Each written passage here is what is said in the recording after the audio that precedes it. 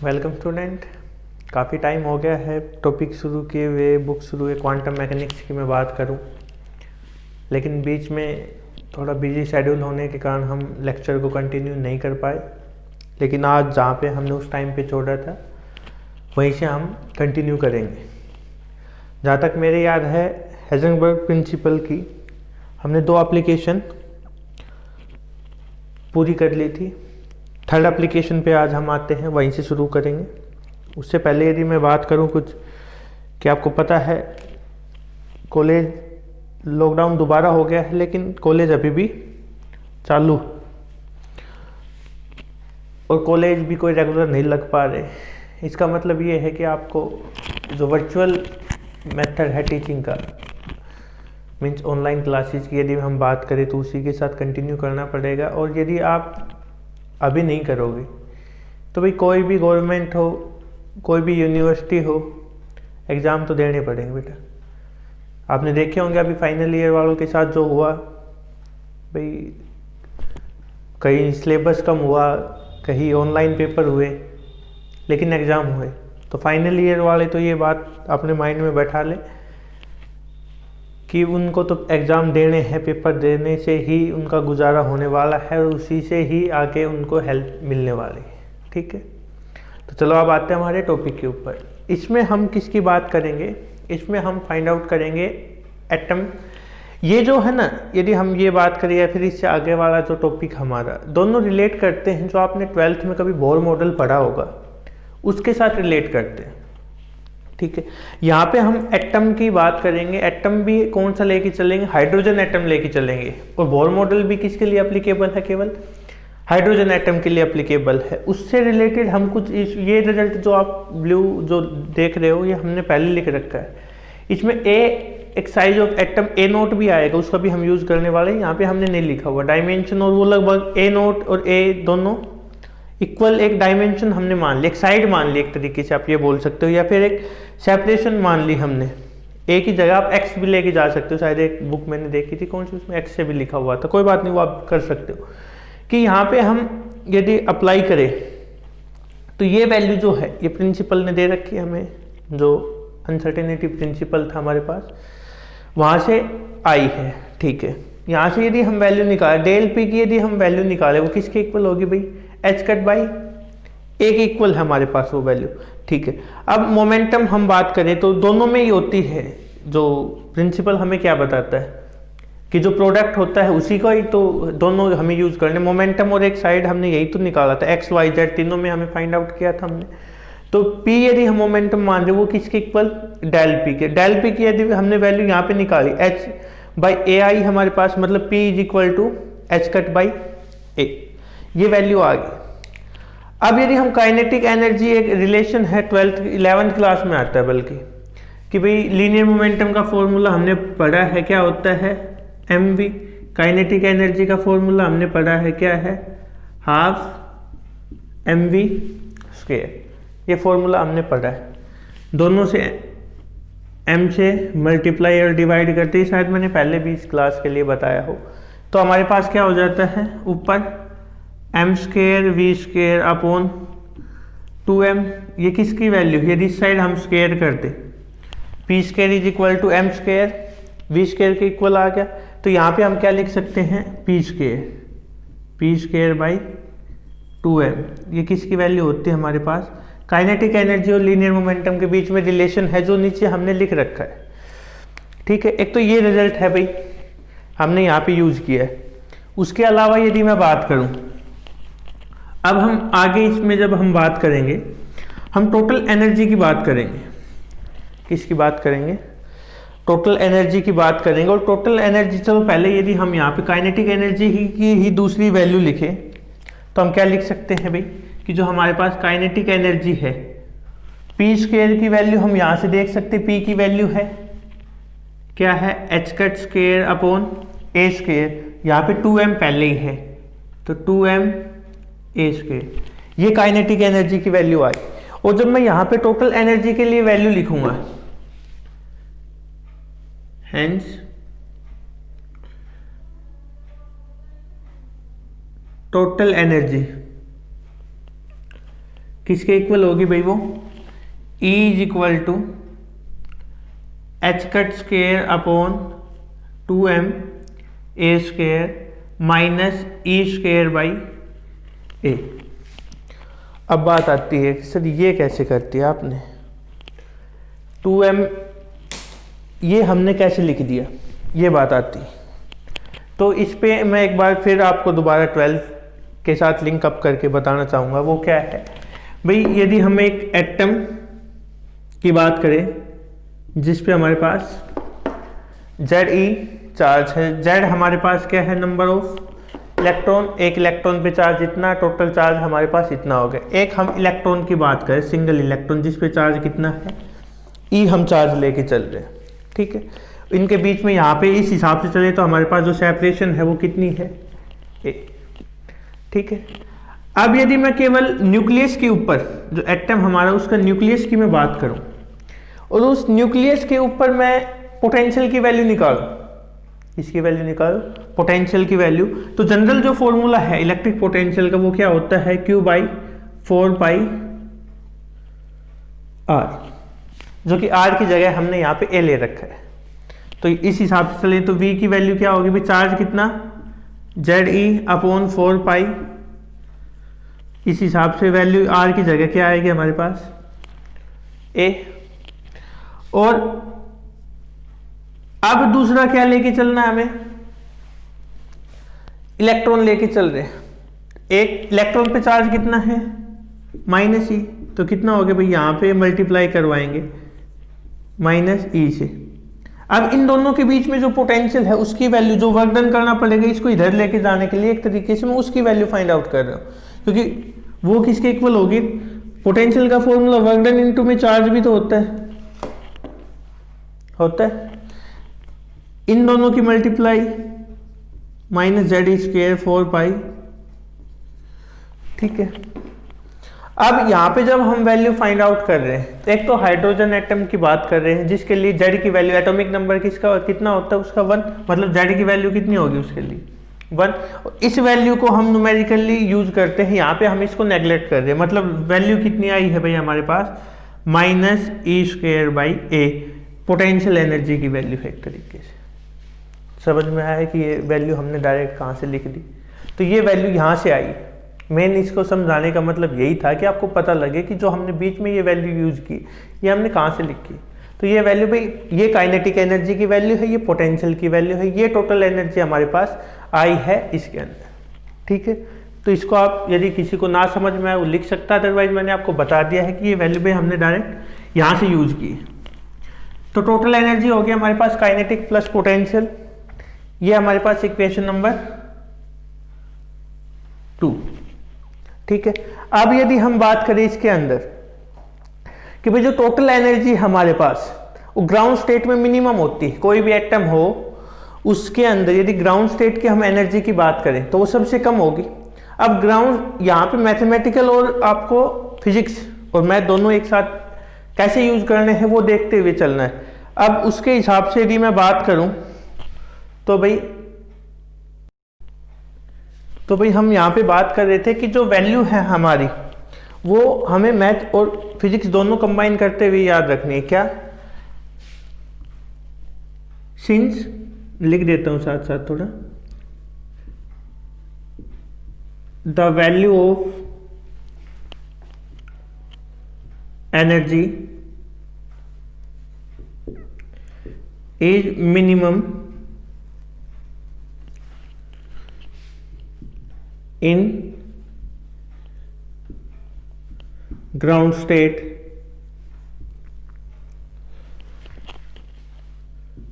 so अब यदि value हमारी भाई मिनिमम, हमने ये तो बता दिया कि जो वैल्यू है वो मिनिमम होगी, तो साइज ऑफ जो एटम है, सो द साइज ऑफ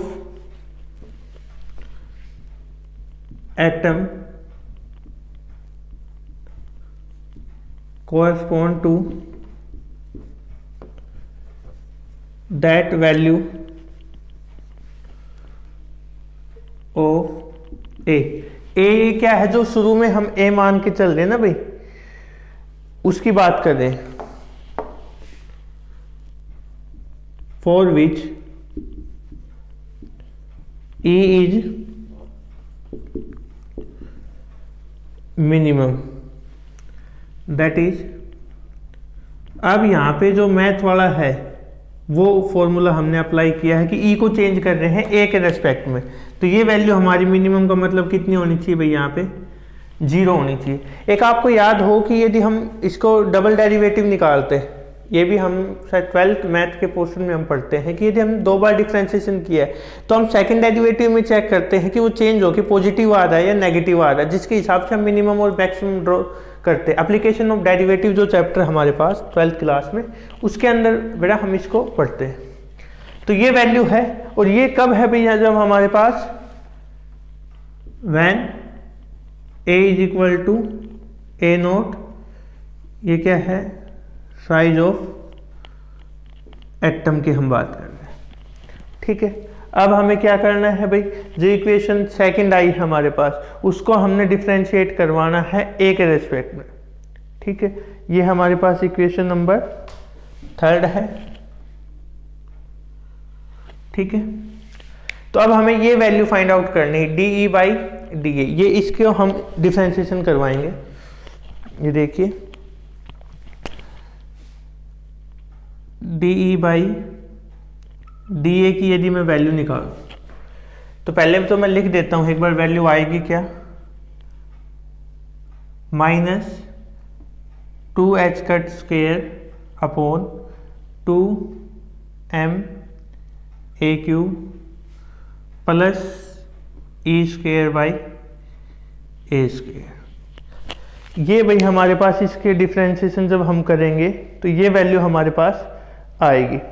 अब ये वैल्यू क्यों आएगी, पहले तो इस पे मैं बात कर लेता हूं एक बार। ये है टर्म हमारे पास, इसकी हम बात करें कि ये टर्म कैसे आई है, तो ये आई है भाई h cut square upon 2m, ये तो रहा एज इट इज। अब बात थी a स्क्वायर अपॉन में है, ऊपर जाएगा तो a की पावर -2। डिफरेंशिएशन का रूल क्या कहता है कि पावर को आगे ले आओ, पावर में से एक कम कर दो।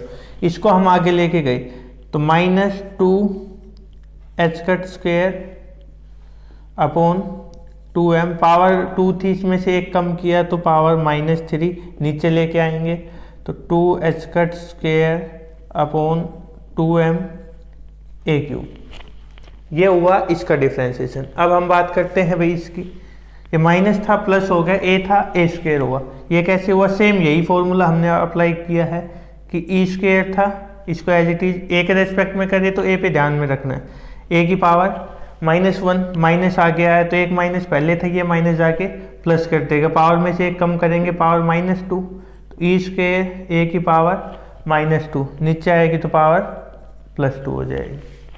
ये इसका डिफरेंशिएशन आया, ठीक है। ये आपको बता दिया गया है कि ये कैसे किया हमने।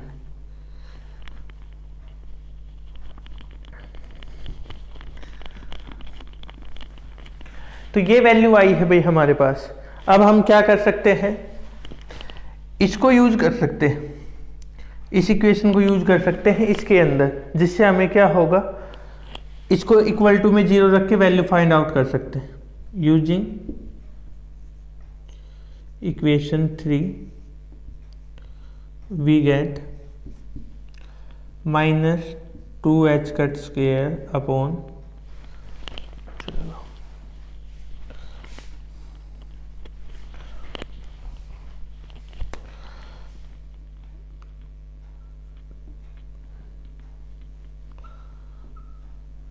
ए cube plus e square upon a square is equal to 0। ये नेगेटिव वाला पोर्शन है, इसको इस साइड लेके आ सकते हैं, मतलब e square upon a square is equal to 2h cut square 2m a cube. आगे ये वैल्यू हम इसको इस तरीके से लिख सकते हैं। अब यदि यहाँ से भाई मैं ए नोट की वैल्यू लिखूँ, अब मैं एक चीज़ और कर रहा हूँ भाई, क्या ए की जगह पे इसमें है ना, आप चेंज कर लेना ये भी कि ए की जगह हम ए नोट लिख रहे हैं, क्योंकि यहाँ पे देखो इक्वेशन 3 ये तीनों दोनों मिलके है भाई, ये भी इक्वेशन 3 में ही काउंट है, तो हमें यहाँ पे ए नोट करना है। अब हमें ए नोट की वैल्यू निकालनी है। यहाँ पे ए नोट की वैल्यू निकालनी, तो सीधी सी बात है भाई, इसको ऊपर भेज दो इस साइड ए क्यूब को, बाकी इसको इधर ले आओ। तो हम यहाँ से यदि ए नोट की वैल्यू लिखें तो किसके इक्वल हो जाएगी वो, h cut square upon m e square के इक्वल। ये आप देख सकते हो कैसे हुई भाई, ए नोट ऊपर, नीचे ए स्क्वेयर है, ऊपर ए नोट क्यूब है, तो ए नोट ऊपर बच गया हमारे पास। ये इधर 2 से 2 हमने कैंसिल कर दिया, तो ये वैल्यू बची है। और ये वैल्यू किसकी है भाई, यहाँ पे ए नोट की जो हम लेके चल रहे थे, साइज ऑफ एटम हम उसकी बात कर रहे थे, वो वैल्यू आई है जो इक्वेशन नंबर 4 हो जाएगी। ठीक है, तो यहाँ तक आप वीडियो रोक के स्क्रीनशॉट ले सकते हो, क्योंकि अभी इसमें एक थोड़ा सा पोर्शन और बाकी, इसके लिए हमें एक साइड इसकी रब करनी पड़ेगी पहले। अब हमें बात करनी है भाई किसकी, energy of electron in hydrogen atom. तो हमें क्या करना पड़ेगा भाई, जो ए नोट की वैल्यू है इक्वेशन 4 से हमने निकाली है, उसको हम पुट कर दें इक्वेशन नंबर 2 में। जो इक्वेशन 2 से हमारे पास जो वैल्यू आई है, इसमें हमें पुट कर देना है, तो हम वैल्यू फाइंड आउट कर सकते हैं। देखिए एक बार,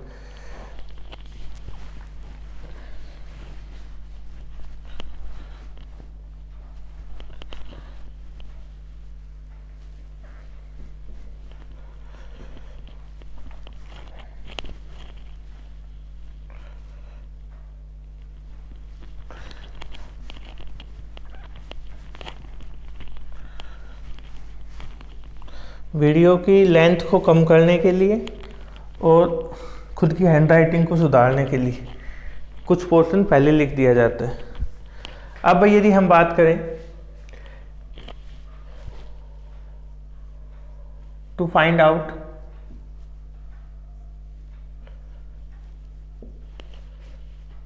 energy of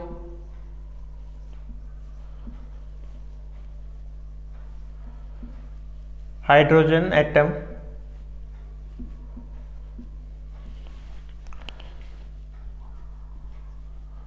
put value of E naught, sorry A naught from equation 4 to equation 2। अब इक्वेशन क्या थी भाई हमारे पास, E इसके नियरली इक्वल मानना था हमने, H cut square upon 2m a square minus e square ए। ये थी हमारे पास। मतलब एक आप कहोगे कि सर इसमें तो ए है ही नहीं भाई। अब इसमें ए किस तरीके से आएगा, इसमें ए आएगा तब जब हम क्या करेंगे, एक तो इसकी वैल्यू को हम ए नोट लिखेंगे। एक सेकेंड भाई, शायद इसकी वैल्यू को हमें पुट करना है, नहीं सही है वैल्यू। अब ए नोट हो गया हमारे, इसकी जगह पे आप ए नोट लिख दीजिए। ए की जगह हम ए नोट लिख सकते हैं, कोई फर्क नहीं पड़ेगा उससे, बाकी सारी वैल्यू तो एज इट इज ही रहनी। अब इसमें हम यदि वैल्यू लिखें तो ये वैल्यू आप पुट कर दीजिए, जो हमारे पास ये वैल्यू आई है इसको हम पुट करेंगे उसकी जगह पे। तो ये किसके इक्वल हो जाएगी भाई, यहाँ से हम देखें तो h cut square as it is रहेगा हमारे पास 2m ए नोट का स्क्वेयर है, मतलब इसकी पावर कितनी होने वाली भाई, ये जो वैल्यू है हमारे पास, इसका एच स्क्वेयर तो पहले ही है इधर, इसकी पावर कितनी हो जाएगी दोबारा 4 होने वाली, और नीचे वाले की पावर 2 और इसकी पावर भी 4, मतलब एच कट की पावर 4 और ये वैल्यू ऊपर चली जाएगी m स्क्वेयर ई की power 4 minus e square upon ए नोट की जगह पर लिखेंगे भाई हम एच कट का स्क्वेयर m ई की पावर 4। ये वैल्यू आएगी। तो भाई ये पावर यदि हम चाहें तो कैंसिल कर सकते हैं, ये वाली पावर इससे कैंसिल हो जाएगी, ठीक है, और एक ये वाली पावर कैंसिल हो जाएगी, ठीक है। क्या बचेगा हमारे पास, m e की power 4 upon 2 h cut square minus m e की पावर 4 h कट स्क्वेयर। ये वैल्यू हमारी बची है इसके अंदर, ठीक है। सीधी सी बात, आप इधर से देखोगे तो भाई m e की पावर 4 h कट हर एक में से कॉमन आ रहा है हमारे पास, 1/2 माइनस 1, ये वैल्यू बची। अब हाफ में से या 1 में से हाफ माइनस करना शायद आता होगा आपको, आई होप, इतनी तो उम्मीद रख ही सकते हैं हम। तो यदि हम माइनस करते तो माइनस का हाफ बचता है 2h कट स्क्वायर, ये एनर्जी हो जाएगी हमारे पास यहाँ पे, ठीक है। और इस ये जो एनर्जी की वैल्यू हमारे पास आई है भाई, ये आपको पता है, ये हम पहले भी कैलकुलेट कर सकते हैं, -13.6 इलेक्ट्रॉन वोल्ट के इक्वल होती, ठीक है। जो ये वैल्यू है आपकी, ये बिल्कुल आसान सा टॉपिक है, ज़्यादा दिक्कत आपको आएगी नहीं। कोशिश तो हमने यही की, हमने कोशिश भाई कि आपको ज़्यादा दिक्कत इसके अंदर ना आए। फिर भी यदि किसी का कोई भी डाउट रह जाता है तो वो कमेंट करके पूछ सकता है। आज का लेक्चर यहीं तक था हमारा, इसकी एक एप्लीकेशन और बची और लगभग पहली यूनिट हमारी 1-2 लेक्चर में कंप्लीट होने वाली, ठीक है। Thank you.